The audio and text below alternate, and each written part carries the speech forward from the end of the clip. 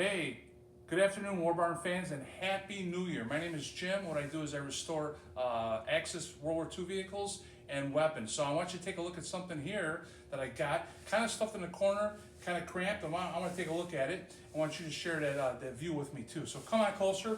What this is a 37 millimeter Flak Cannon. It's World War II, okay? It is fully deactivated once again. It's an oddball model. It was intended for export only.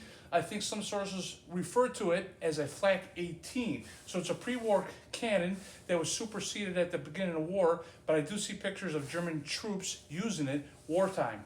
Very limited, primarily went to the Romanians, went to the Greeks, went to, I believe, the Romanian Navy as well. So I haven't really looked at this. It's kind of been on the back burner because basically I'm bitten off more than I could chew with all my projects that's going on.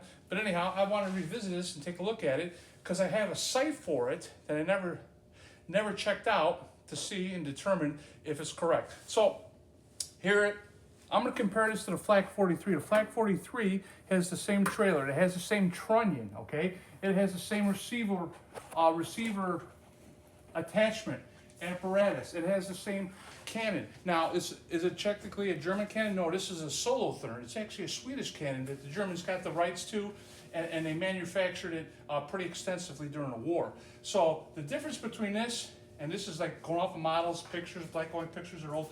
The difference between this Flak 18 and the Flak 43 is this arm assembly. So you see where these welds are? The Flak 43 doesn't have that. This is all made for the sights, the optics, the adjustments, and on this particular pre-war model, we have the operators sit in front.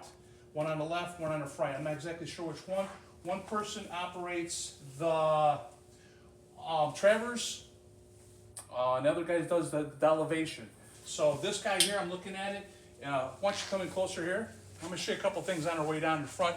I just noticed there's a light here that doesn't come off. I thought maybe this was the holder for the optics. But as I look at it, it's made to light up this, what do you want to call it? Elevation gauge, inclinometer, however you want to call it. But that's kind of cool. I never knew I had that there. Here's the receiver base, the recoil mechanism. Again, on the Flak 43, this is pretty much exactly the same. This is a little bit different. And here it has the wartime markings in Romanian, which is interesting. Okay, there's the date, I think, 1938.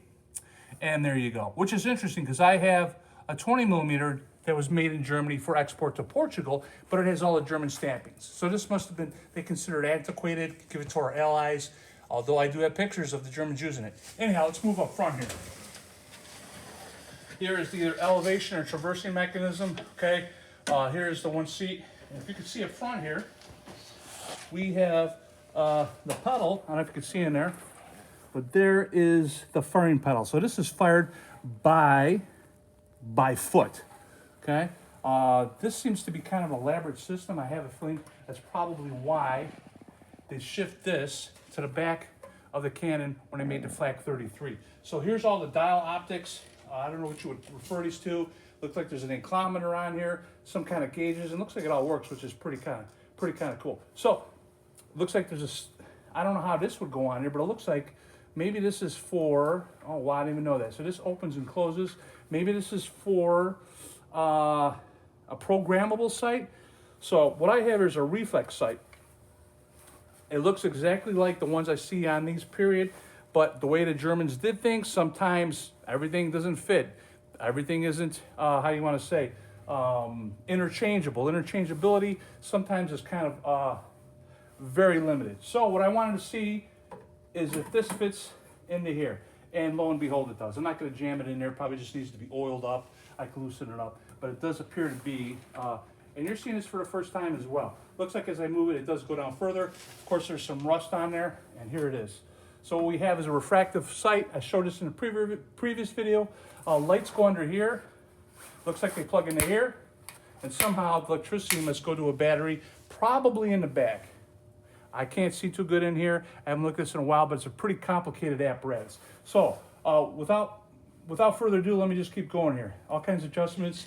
So on the Flak Vizier 33 that I have, it's all done electronically. You will go ahead and pre-gauge how far the aircraft's coming, and the sight itself will go ahead and put your targeting ahead of your aircraft as needed. So here, the light will go underneath, project the crosshair onto here, and then you can go ahead and aim your device. So what else this has is up front, there is a, you can't see it there. I showed it in my previous video, but up front is the shaded glass, which will, you know, if you're shooting into the sun, shooting into the, or out of the sun, the planes are in the sky and it's bright, that's where that would come from. So it looks like there's multiple mounts here for different devices. I'm not sure what they're all for. Looks like there's some kind of plug down here. This might be detachable, not sure. Perhaps the ground target sight goes here, okay? This is a general sight. I guess you could use this for ground targets, but I have a feeling there's one that's a little bit more detailed. So basically this apparatus here, if you're aiming, there's a guy on the side. As you see how this is moving, if the plane's moving fast and it's close, this is gonna be way in front of your sighting, okay? If it's, you know, slow in front, put it right over there. So I have all kinds of parts here. I have a box down here. I have no idea where this stuff goes or how it goes together, but it's something I'm looking to look at, get out, and see if we can get this make this look spiffy. So yeah, this is where we're at. Any questions, Guy? Flak 18/Flak 36. I've seen different nomenclature. It's basically an earlier version of the Flak 43. With the fact that there's seats in the front, I don't think they put shields on there. That's probably one of the reasons why it came with the Flak 33. Flak 43, tides have turned against the axis, and they needed to worry about aircraft. So with that being said, with the seats in the back, with this aiming apparatus and all these wheels and stuff, all moved to the back, there was room to put a shield, an armored shield. This does not have that. So thanks for watching, guys.